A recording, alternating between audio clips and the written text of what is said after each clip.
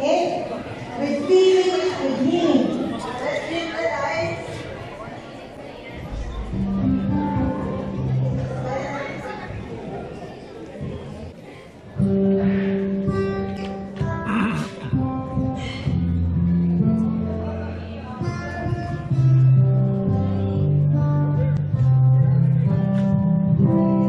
Happy birthday to you. Happy birthday to you. Happy birthday, happy birthday.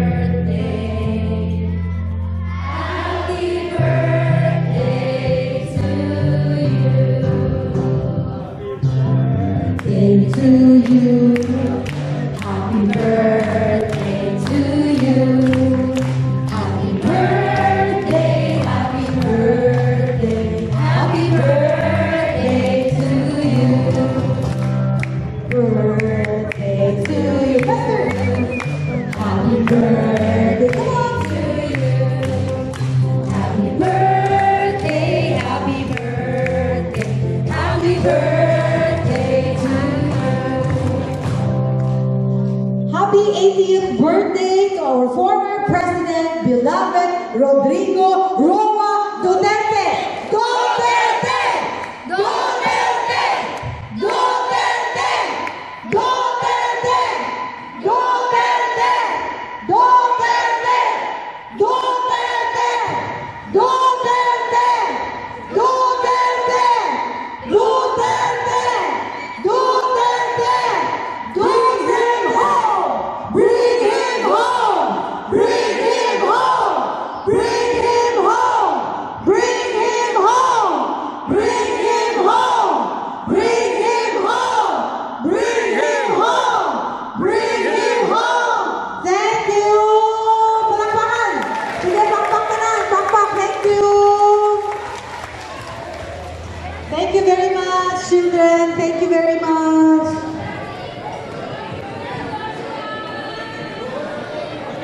Thank you very much po. Diyan kayo, dahil sumusuporta kayo sa tatay ko. Birthday niya ngayon, masaya ako, nakasama ko kayo na mag-celebrate ang birthday niya.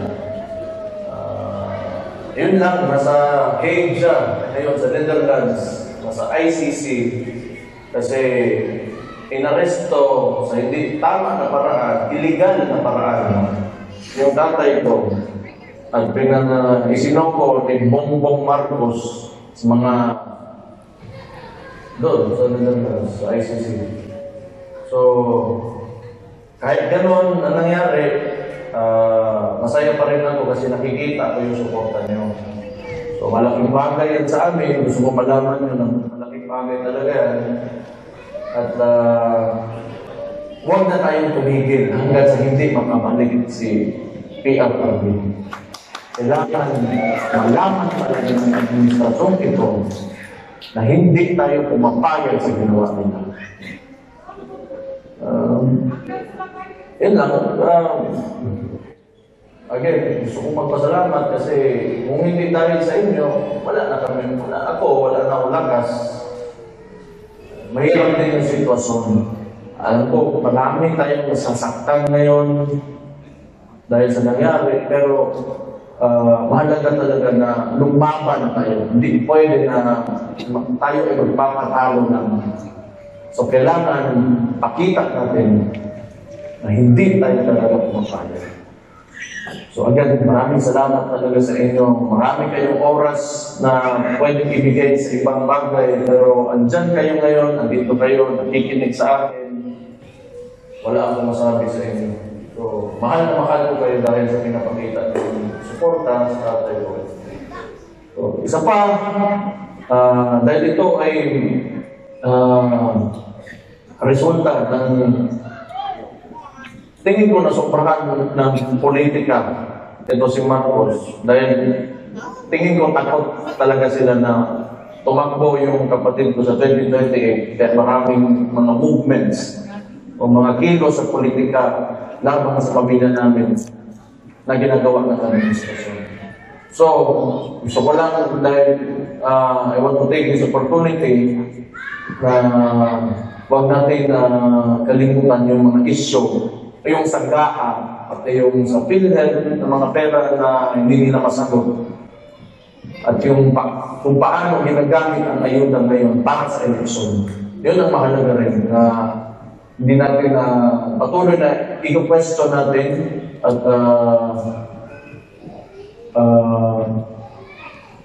bigyan ng pansin. So, yun lang. Sa lahat ng kasama namin ngayon na nag-celebrate ng birthday ng tatay ko. Again, mahal na mahal ko kayo dahil alam ko mahal na mahal yung tatay ko. Malaking bagay yan sa amin. So, thank you very much. And God bless you all. And mabuhay kayong lahat ng Pilipino.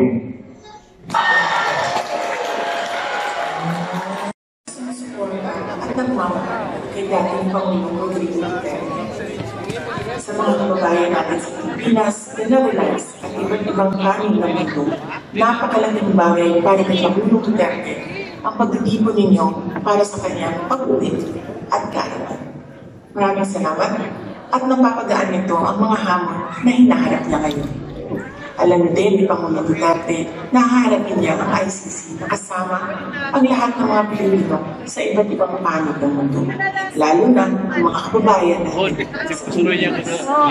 Sa kanyang pagdiriwang ng kanyang 80th birthday, huwag natin kalimutan na ipagdasal sa Diyos na sana ay biyayaan pa siya ng mas magandang kalusugan at mas mahaba ang buhay. Hilingin din natin sa Diyos na sana ay makauwi na agad si Pangulong Duterte sa Pilipinas. Ang ating mga pagtitipon ay nagpapatunay ng lakas, tapang at paninindigan ng mga Pilipino. Sana ay magpatuloy din ang inyong suporta at pagmamahal sa ating dating Pangulo hanggang sa darating na halalan ng ating mga senador. Sa inyong kaisong suporta o pag-amin, kami nag-sandig o nalinaon na atong makabutang hustisya alang ng Rodrigo Duterte sa mga Pilipino o sa ating nasod, Pilipinas. Syukran.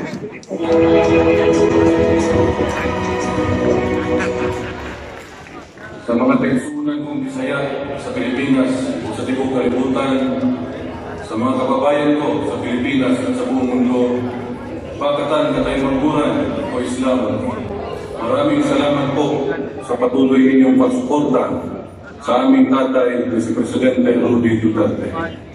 Maraming salamat din po sa pagsuporta niya sa pamilya namin. Alam natin na si Presidente Rodrigo nasa mahirap na kalagayan dahil sa kanyang edad. Isa lang po ang hinihiling ng pamilya ang patuloy niyong pagdasal para sa kanyang kalusugan. Maraming salamat po at tuloy po ang laban. Duterte! Duterte! Duterte!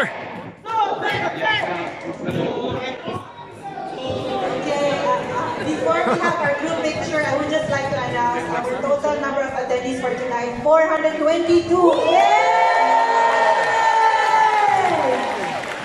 And the total amount collected at 8:15, it was $720. So, sorry, for transparency, right? For transparency.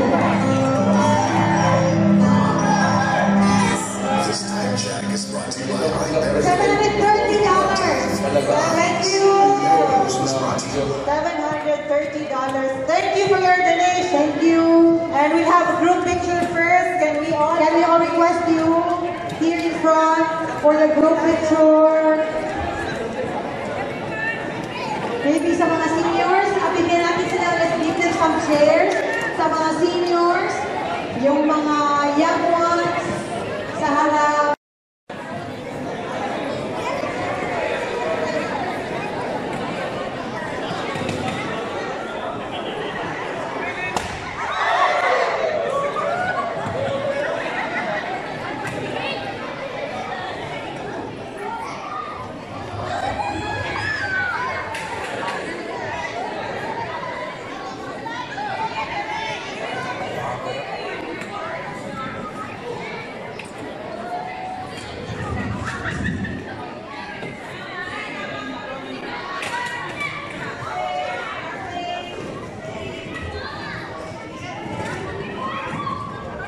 So dito ang mauna, Duterte, tapos dito ang bring him home.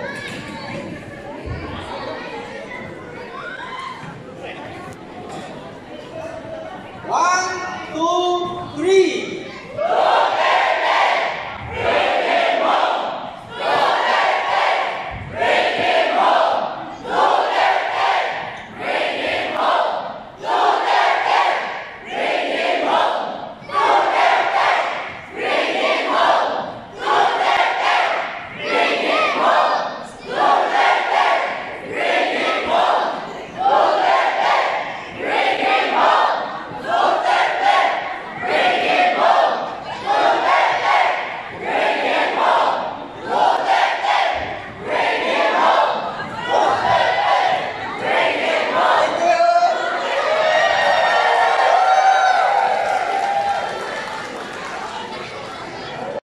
One last part of group picture. Bring him home! Bring him home! Bring him home! Reminder lang po, bring him home! Hindi mag-bring home ng food! Bring him home! Hindi, bring home food! Dito kayo! Adoy, May dito two ba? different things. Kaya sa kailangan mo nakakakulog. Birthday. Oo. Napalaman. So, Happy birthday, Tatay Digong. Nag-donate of $720